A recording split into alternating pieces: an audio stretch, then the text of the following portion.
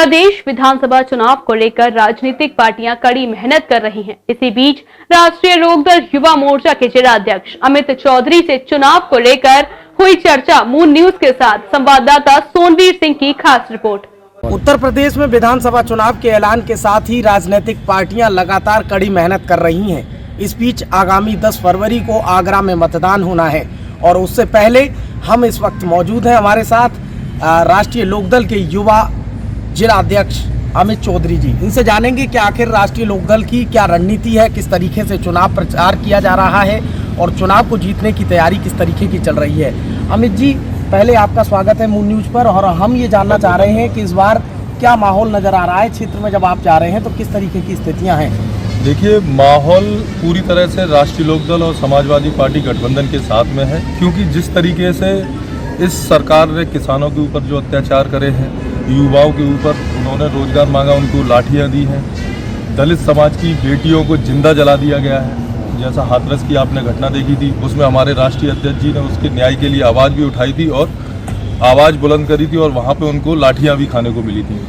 तो माहौल जनता समझ चुकी है और किसान पूरी तरह से जागरूक है। 13 महीनों किसान आंदोलन चला। अगर एक बात करें, हमने पिछले चुनावों में देखा है, 2014 की बात हो, 19 की बात हो लोकसभा की, उसके बाद अगर 17 की बात बीच में अगर बात की जाए योगी आदित्यनाथ, तो जिस तरीके की बीजेपी लहर थी उसके सामने क्या आज भी लोकदल के सामने लहर दिखाई देती है? देखिए, देश चलता है अर्थव्यवस्था से, रोजगार से, ठीक है।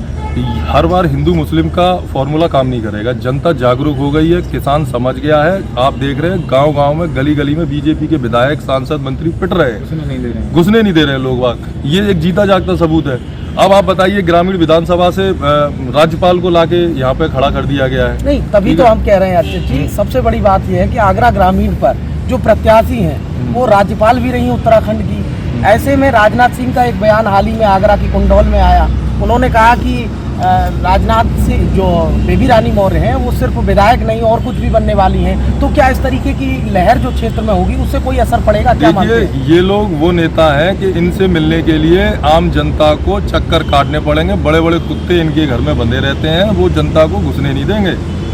और हमारी सिर्फ आपके माध्यम से एक अपील है मेरी कि अगर नेता चुनोगे तो अपने काम के लिए दर दर भटकना पड़ेगा। आप अपना बेटा चुनो, कार्यकर्ता चुनो। जमीनी स्तर पर काम करने वाले महेश जाटव जी हैं, वो काम करते हैं और प्रधानी, जिला पंचायत सदस्य बैक टू बैक उन्होंने ये अपने आप को साबित भी किया है और इसी वजह से राष्ट्रीय लोकदल ने उन्होंने अपना प्रत्याशी घोषित किया है। अच्छा, इस बार सपा और राष्ट्रीय लोकदल का गठबंधन है और सपा के अध्यक्ष और राष्ट्रीय लोकदल के अध्यक्ष दोनों का जिस तरीके से रोड शो हुआ, उससे जनता में किस तरीके का संदेश? जनता में बहुत बड़ा अच्छा मैसेज गया है और ये दो युवा जिस तरीके से परिवर्तन की लहर जब से ये दोनों गठबंधन हुआ है, एक परिवर्तन की लहर दौड़ गई है। तो पूरी एक तरीके से पूरा माहौल जो है गठबंधन के पक्ष में और हर अपनी सीट पर बहुत ही भारी बहुमत से। अगर आगरा की बात की जाए, आप युवा मोर्चा के अध्यक्ष हैं और युवाओं में जिस तरीके से जोश दिखाई दे रहा है, सोशल मीडिया पर आपको हम देखते हैं, क्या लग रहा है कि इस बार असल में वोट परसेंटेज किस तरीके से देखते हैं आप, किस तरीके से समर्थन मिल रहा है? पूरी तरीके से जनता गठबंधन के साथ में है। हमारे हर प्रत्याशी की भारी बहुमत से जीत हो रही है।